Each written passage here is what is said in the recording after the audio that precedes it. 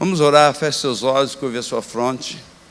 Fale com o Senhor agora, porque o dia do seu milagre chegou. Pai, no nome de Jesus, nós cremos nessa palavra, que o dia do nosso milagre chegou. Nós cremos nessa palavra que os milagres estão sendo gerados e que hoje é o dia que esse milagre há de nascer na vida de cada pessoa neste lugar. Pedimos que o Teu Espírito esteja trabalhando agora nos nossos corações, trazendo luz, entendimento e revelação dessa verdade, Pai. Sejamos ampliados e entendamos, Senhor, tudo que o Senhor deseja para as nossas vidas, porque eu sei que tudo que o Senhor deseja é bom, porque essa é a sua natureza, a natureza de bondade, de amor. E eu peço que o Teu Espírito nos revista agora. E pelo poder e autoridade do nome de Jesus, nós neutralizamos todo o intento de Satanás contra a vida das pessoas neste lugar. Pelo poder e autoridade que há no nome de Jesus. Amém. Quando a gente fala sobre gerar milagres, dia 30 agora, essa semana, eu estarei tendo mais um sobrinho, o Luca. O Luca está chegando, filho do meu irmão caçula. Mas foram 9 meses. Ela entrou na 39ª semana e entrou agora para a 40ª semana, e ele vai vir.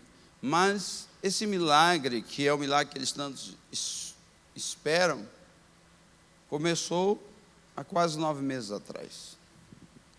Muitas vezes o milagre na nossa vida é assim, você acha, mas às vezes você recebe um rema, às vezes você recebe uma palavra revelada de Deus num culto. Ali começou um processo, uma semente foi plantada no seu espírito, e essa semente ela começa a germinar, e chega o momento em que essa semente vai dar fruto. Então, gerar milagre fala exatamente isso, e para gerar esse milagre, que é o Luca, precisou de 2 pessoas, e agora para ele nascer, precisará de mais alguém, uma parteira, um médico, que vai intervir para que essa criança venha ao mundo. Mas existe já uma atmosfera. Na sexta-feira minha filha chegou e nós fomos à casa do meu irmão e já está lá o quartinho preparado. Seja bem-vindo, Luca, está escrito lá o nome dele, está o berço, está tudo pronto. E eu vi desde o início o meu irmão falando, vou ter que desocupar esse quarto, minhas coisas, vou ter que construir um outro quarto no fundo para colocar as coisas do trabalho dele, desocupar aquele quarto e preparar. Aquela atmosfera já existe naquela casa para que o Lucas chegue. Nós cantamos aqui, a atmosfera já chegou. Eu quero te dizer que a atmosfera do milagre já está aqui. Deus quer fazer algo na sua vida, e não é amanhã, é hoje, é aqui e agora. Projete para mim Marcos 5:21, e eu quero ler esse texto. Marcos 5:21 fala da história de Jesus, de um momento em que ele estava num lugar para o outro. E diz assim, e passando Jesus, e só o 21 nós vamos ler, e passando Jesus outra vez num barco para o outro lado, ajuntou-se a ele uma grande multidão, e ele estava junto do mar. E aqui junto do mar está dizendo o mar da Galileia. E o mar da Galileia, que na realidade não é um mar, é um grande lago. Existem muitas cidades em volta, então provavelmente ele estava numa cidade, não fala que cidade que ele estava, mas ele estava num determinado lugar, aldeia, cidade, e passou para o outro lado, e quando ele chega, o fato é que ele desce e está junto do mar.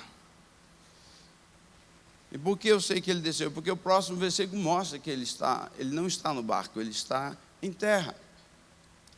E ajunta-se ali, próximo dele, uma grande multidão.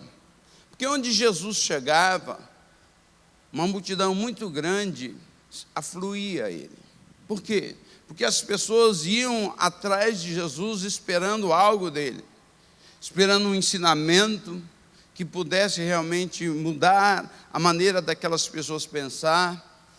Eles iam em busca de esperança, eles iam em busca de cura, eles iam em busca de libertação de enfermidades, Eles iam em busca de muitas coisas. Então, onde Jesus chegava, isso acontecia.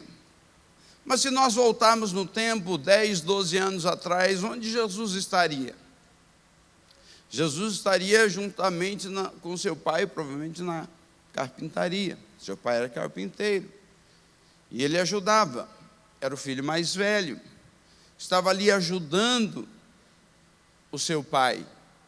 Jesus ainda não estava operando milagres. Ninguém estava lá batendo na porta do carpinteiro falando: olha, eu quero um milagre, eu quero que Jesus ore por mim. Não estava acontecendo isso, porque isso só começou a acontecer após os seus 30 anos.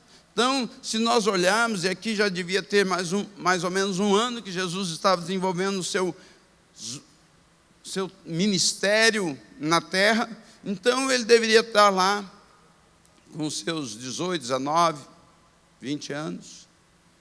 Então, dentro desse processo, quer dizer, o milagre começa a acontecer na vida das pessoas a partir do momento que Jesus se manifesta e ele vai jejuar 40 dias e quando ele volta, ele começa a desenvolver o seu ministério terreno. E a partir dali, então, o seu chamado, o propósito para o qual ele veio, e isso durou cerca de 3 anos e meio, começa a acontecer. O próximo versículo 22 fala de um homem desesperado, que chega até Jesus. Põe para mim, por favor. E eis que chegou um dos principais da sinagoga, por nome Jairo, e vendo-o, prostrou-se aos seus pés. E quando fala de prostrar aos pés, e aí olhar que é um dos principais da sinagoga, não é uma pessoa comum, é uma pessoa que os judeus respeitavam muito, mas agora ele quebra um protocolo e se prostra aos pés de Jesus. E quando um homem de tamanha autoridade se prostra aos pés de Jesus, o que ele está dizendo? Eu reconheço a sua autoridade.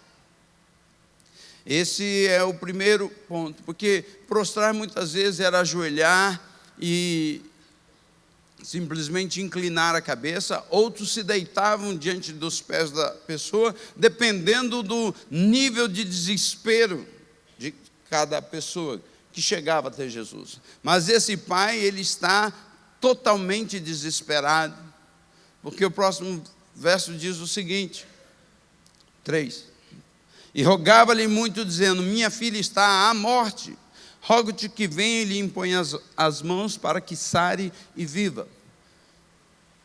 Ele sabia que a única pessoa que poderia solucionar o problema dele era Jesus. Provavelmente esse pai, o texto nos mostra que esse pai tem uma filha. E muitos não sabem, mas essa filha era uma filha única.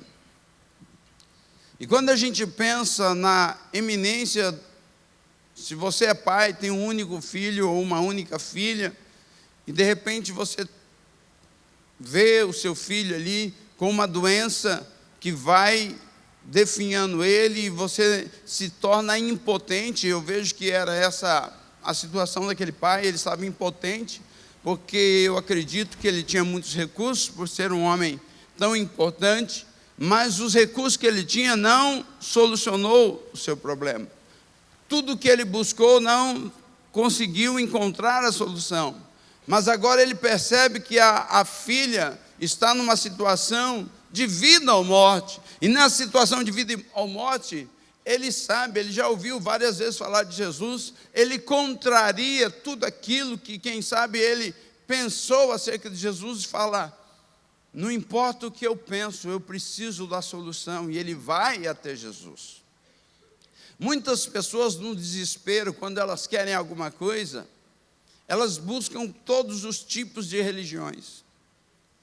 Ela vai na macumba, ela vai no centro espírita, ela vai lá no Preto Velho, ela vai porque eu vivi isso com a minha mãe.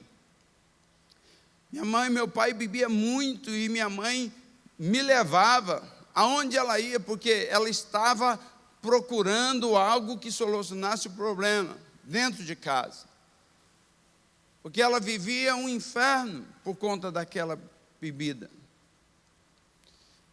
E eu, como filho mais velho, ela me carregava para todos esses lugares. até que ela encontrou Jesus. Jesus mudou a vida do meu pai e mudou a história da nossa família.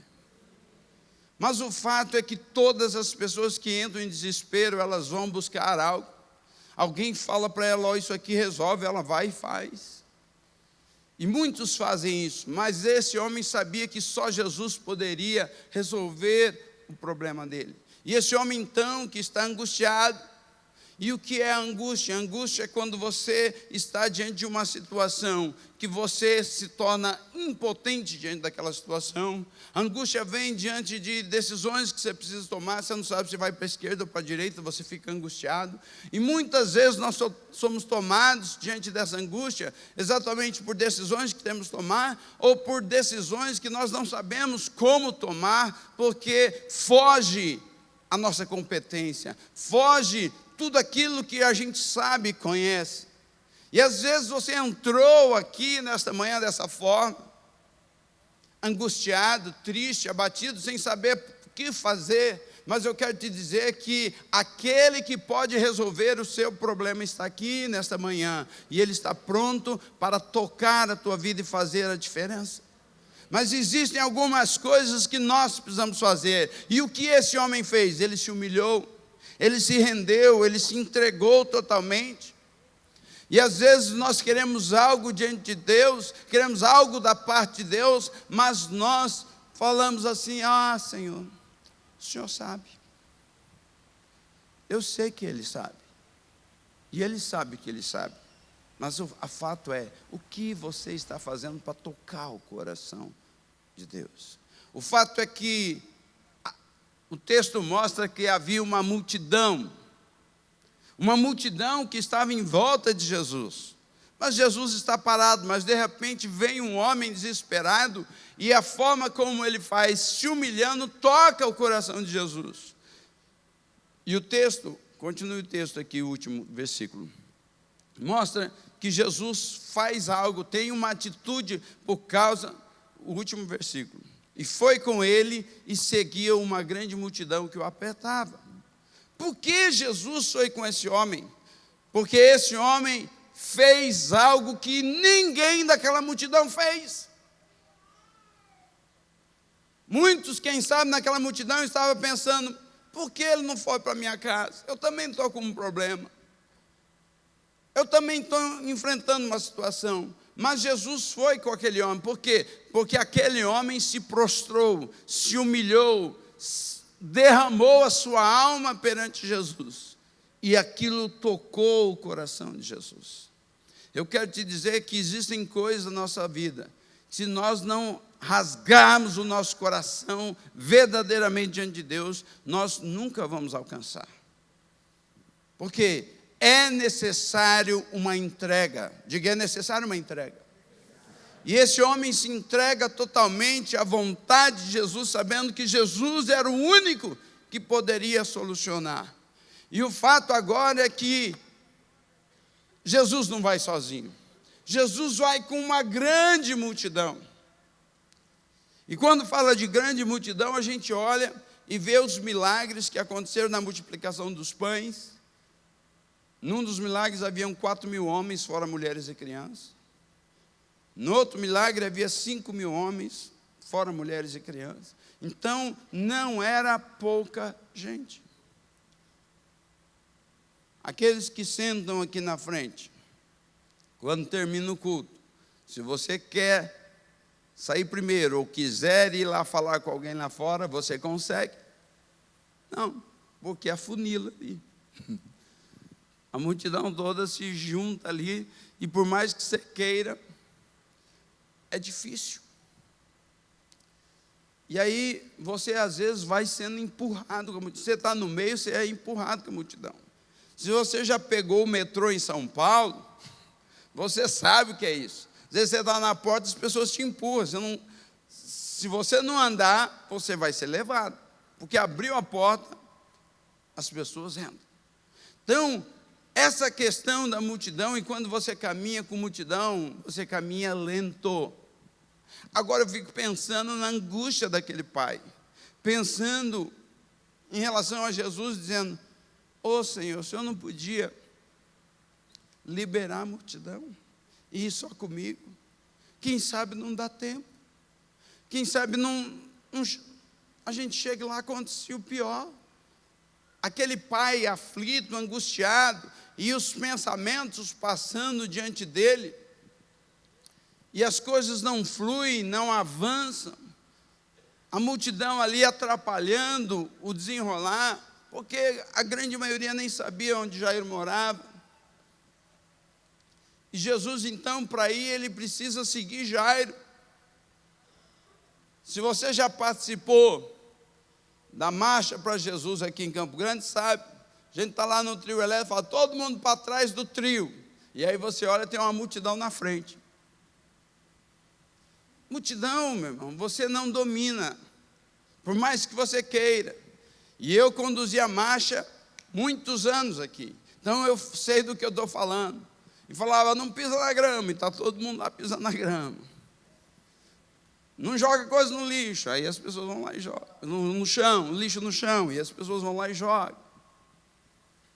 E assim você começa a ver que a multidão, às vezes você não tem controle. E o fato é que aquele homem está ali desesperado, mas para piorar a situação, Jesus para atender uma pessoa.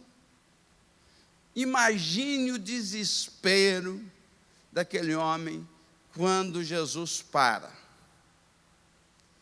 E para piorar a situação, enquanto Jesus está resolvendo aquela situação, acontece algo. Chega uma notícia. Vamos ler o versículo, acho que é 38. 35. Estando ele ainda falando, chegaram alguns do principal da sinagoga, a quem disseram, a tua filha está morta. Para que enfadas mais o mestre? Bom, se aquele homem estava conduzindo Jesus, Jesus está do lado. Aquele homem está grudado em Jesus, porque ele quer conduzir Jesus ali. E aí chega alguém falando, não tem mais jeito, morreu, não tem mais esperança, não tem mais solução. E às vezes é dessa forma que você entrou nessa manhã aqui, pensando, não tem mais solução, não tem mais jeito, para mim já basta. Mas a resposta de Jesus é imediata. O próximo versículo, Jesus pega e diz para aquele homem, e Jesus, tendo ouvido estas palavras, porque Jesus estava próximo, disse ao principal da sinagoga, não temas, crê somente. E essa palavra que Jesus está dizendo para você, não tenha medo, creia somente. Porque o que impede que eu e você alcançamos o milagre da promessa é o medo. Se você, de repente, recebe um diagnóstico do médico de enfermidade, e de repente aquilo é uma enfermidade que não tem cura aos olhos da medicina, o que você faz? Primeira coisa que você pensa é, eu vou morrer. E esse pensamento de morte começa a te rondar, e o espírito de medo começa geralmente a rondar a pessoa. Por mais que ela não queira pensar, ela começa a pensar. Por mais que ela esteja trabalhando, daqui a pouco aquela seta do medo vem, eu vou morrer, tenho 30 anos, tenho 25 anos, tenho 15.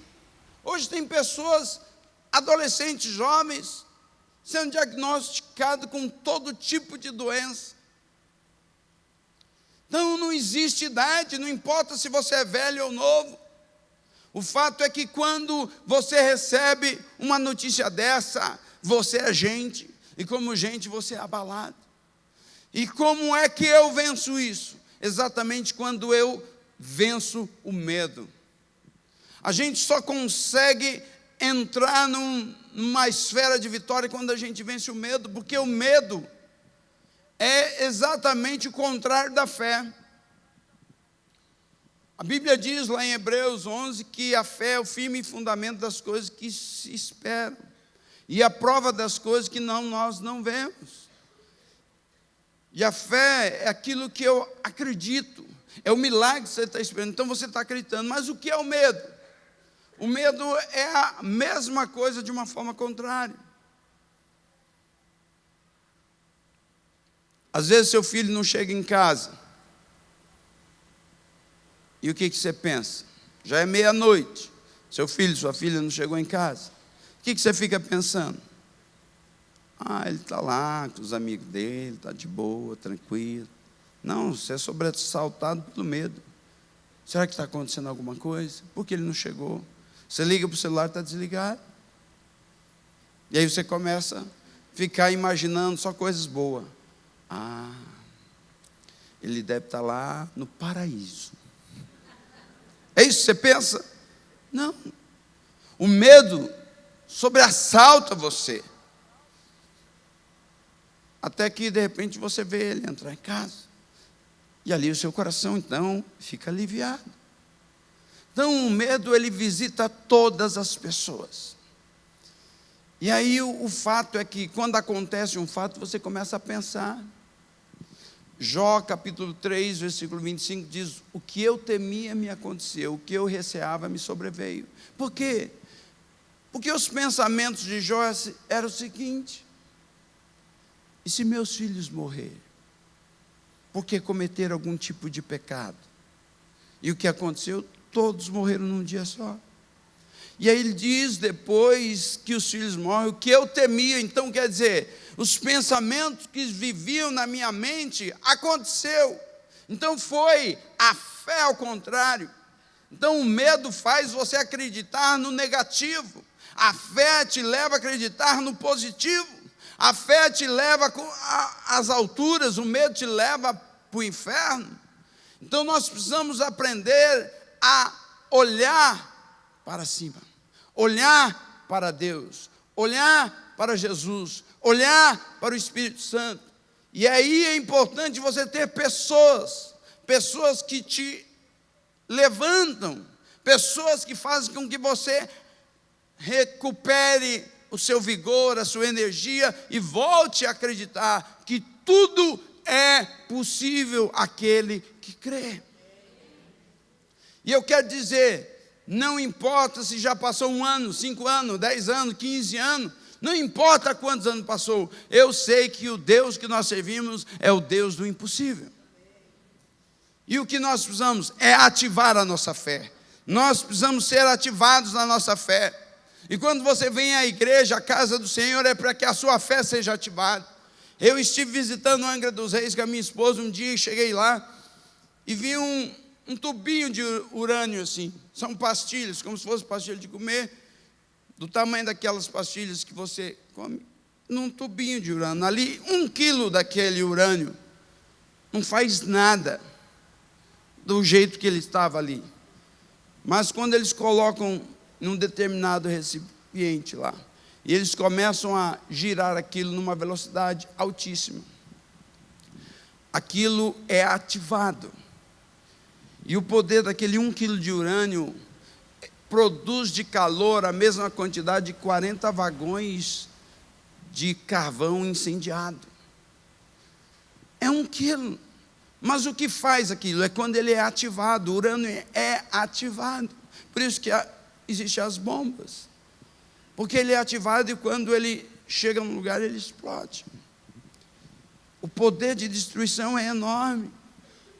Eu quero te dizer que você e eu temos na mão aquele que pode ativar a nossa fé, que pode ativar o urânio que seria a nossa fé, que é o Espírito Santo. Quando o Espírito Santo vem, ele ativa essa fé dentro de você, e você se torna um guerreiro vencedor. Nada é capaz de deter você.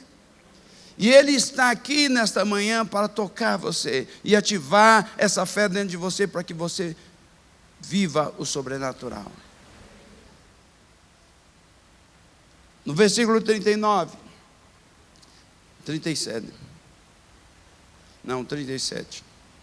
E não permitiu que alguém o seguisse, a não ser Pedro, Tiago e João. É interessante que Jesus está vindo com a multidão, e de repente acontece aquele problema, e aí Jesus fala assim: a multidão vai ficar. A partir de agora, só vai Pedro, Tiago e João. Os 9 outros apóstolos ou discípulos de Jesus ficaram para conter a multidão. E ele leva aqueles que Jesus sabia que eram aqueles que poderiam gerar junto com ele um milagre. E Pedro, Tiago e João, e simplesmente o pai vai. E olha o que acontece no versículo 38. E tendo chegado à casa do principal da sinagoga, viu o alvoroço e os que choravam muito e pranteavam. E entrando disse-lhes: por que vos alvoroçais e chorais? A menina não está morta, mas dorme. O que Jesus estava fazendo? Diga uma declaração de fé. A menina não está morta, mas dorme.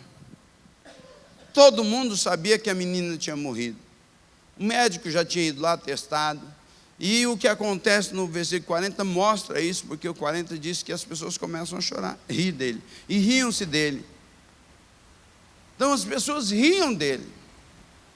Porque esse homem está maluco, esse homem está doido. Nós vimos, a menina morreu. Mas Jesus faz uma declaração de fé. E é isso que você precisa aprender a fazer todos os dias na sua vida. Declarações de fé. A menina não está morta, mas dorme. O que é que já morreu na sua vida? O que é que não tem mais solução na sua vida? O que é que você já desistiu? Quais são os sonhos que estão enterrados na sua vida, que você fala, não, isso nunca vai acontecer? Eu quero te dizer, isso não está morto, isso está num processo de sonolência, mas hoje o Jesus que está aqui, ele vai despertar, e você vai receber o seu milagre.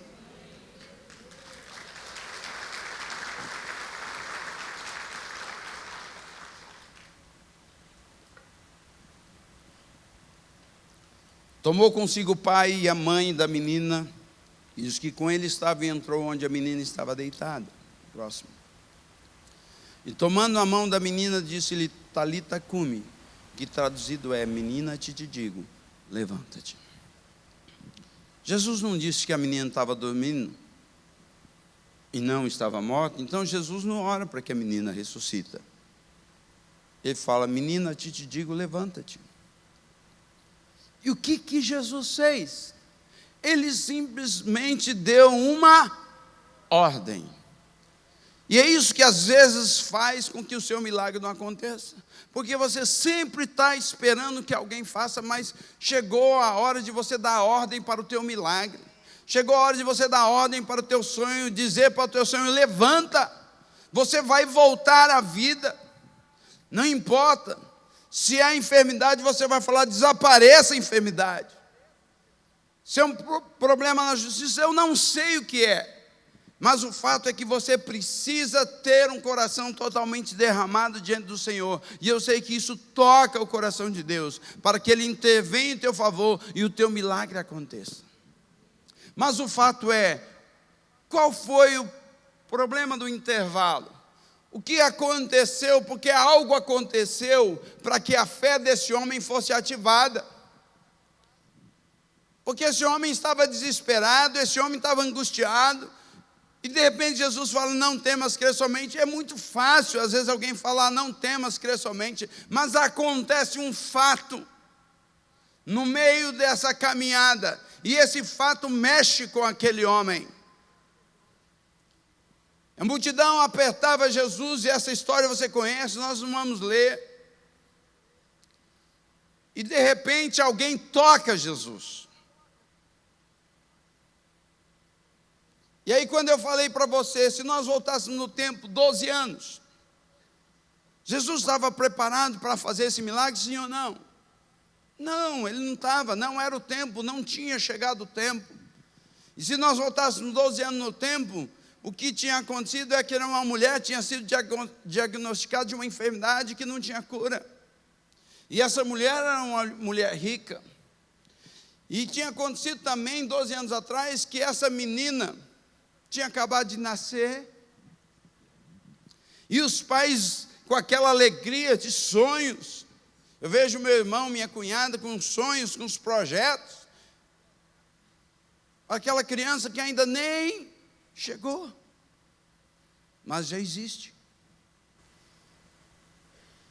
E tem todo um projeto, e assim aquele pai, eu fico pensando naquele pai, todo o projeto que ele tinha para aquela filha, e de repente aquilo, em determinado momento, parece que é interrompido.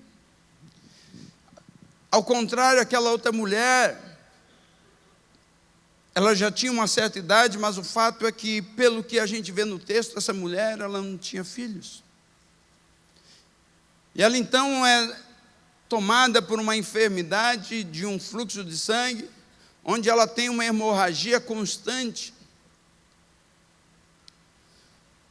E quando a Bíblia fala sobre fluxo de sangue, fala da menstruação da mulher. Ela tem uma menstruação contínua durante 12 anos. E hoje a gente pensar sobre isso é muito fácil, mas você voltar 2000 anos no tempo, como que uma mulher dessa vivia na sociedade? Primeiro, ela era rica e gastou tudo que ela tinha para solucionar o problema dela e não resolveu. Não resolveu. Todas as esperanças dela se esvaíram. Todos os recursos financeiros que ela tinha se esvaíram. Na verdade, tudo que ela tinha foi se esvaindo, como a sua vida estava se esvaindo. Porque quando você perde sangue, você perde vida. A vida daquela mulher estava sendo ceifada em vida, dia após dia, sem forças, sem energia. Uma pessoa que tem uma perda contínua de sangue, ela fica anêmica, ela fica fraca. Além da vergonha. Naquele tempo, provavelmente as mulheres não usavam roupas de baixo. Isso foi há pouco tempo que, na época, na era industrial, que começou isso ter em grande escala, as mulheres não tinham isso.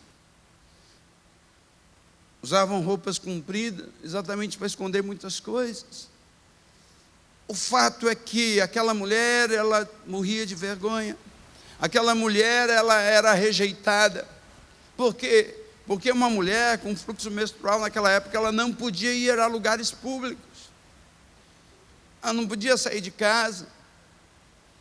Provavelmente o marido dela não suportou e a abandonou. Porque naquele tempo o marido, se ele visse alguma coisa que ele não gostasse da mulher, ele simplesmente despedia ela. Ó, você não serve. Porque era assim que funcionava naquela época. E eu sei que você, que é mulher, se identifica muito mais com isso do que um homem, porque você sabe o que é isso. E aquela mulher, então, que está totalmente sem esperança, ela ouve falar que Jesus está passando. E ela simplesmente coloca um pensamento fixo na mente dela. Se tão somente eu tocar. Se tão somente eu tocar. Mas não é tocar em qualquer coisa. Não é tocar em Jesus, não é no corpo de Jesus. É tocar nas vestes. E naquele tempo os homens usavam o quê? Usavam vestidos longos. Falou, se eu simplesmente tocar na veste, na barra, um lugar que ele nem vai perceber. Por quê? Porque aquela mulher estava envergonhada. Ela sabia que ela não podia estar no meio de uma multidão. Ela sabia que ela não podia tocar num sacerdote. Ela sabia muitas coisas acerca da lei. E ela foi sorrateiramente para que ninguém descobrisse quem ela era e o que ela estava fazendo. Mas na intimidade dela, ela estava ali. Se tão somente eu tocar, eu vou ser curada. Agora eu fico pensando, essa mulher anêmica, fraca, em meio a uma multidão, ela tem que romper em meio àquela multidão e pedindo dá licença, e às vezes, quem sabe, até tendo momentos de fraqueza, mas ela estava determinada a alcançar o seu milagre. E quando aquela mulher, então, chega tão próximo de Jesus, que ela pode tocar nas vestes de Jesus, no mesmo momento que ela toca, ela recebe o milagre, e no mesmo momento que ela toca e ela recebe o milagre, Jesus para, e diz assim, quem me tocou? E os discípulos falam, o senhor está louco? Todo mundo está quase arrancando um pedaço do senhor, e o senhor fala, quem me tocou? E aí Jesus fala, eu sei que alguém me tocou, porque de mim saiu virtude ou poder. E aí quando eu olho para esse texto, eu vejo o que acontece. que acontece exatamente isso. Pessoas que vêm dia após dia na casa do Senhor, dia após dia louvar ao Senhor, participa de um culto, mas nunca toca em Deus, nunca toca em Jesus, nunca recebe o seu milagre, nunca a sua vida muda. Por quê? Porque não está determinado. Vem dar um passeio na casa do Senhor, mas hoje Deus está te falando, hoje chegou o dia do seu milagre. Hoje você vai sair daqui curado. Hoje você vai sair daqui liberto. Hoje aquele problema que você acha que não tem solução vai ser solucionado. Mas isso não depende de mim, não depende de Deus, depende de você. De você tomar uma decisão e falar, hoje eu vou tocar em Jesus. E quando você toca em Jesus, o sobrenatural acontece. Quando Jesus para, aquela mulher não tendo mais como se esconder, ela conta tudo isso que eu te falei. E ali ele descobre. E naquele momento em que aquela mulher é curada, recebe a notícia que a filha estava morta. E quando Jesus fala, não temas, crê somente, ele acreditou. Por quê? Porque ele acabava de presenciar um milagre. Deus tem feito tantos milagres. No culto das 17 que eu ministrei essa palavra, alguns dias atrás, havia uma atmosfera de milagres, havia uma atmosfera extraordinária naquela tarde. Eu terminei o culto e o Espírito Santo falou, hoje eu curei pessoas. Eu entrei no gabinete, alguém mandou uma mensagem falando do milagre que ela tinha recebido, de dor que ela sentia já há 3 dias. E quando ela entrou aqui no momento da oração, ela foi instantaneamente curada.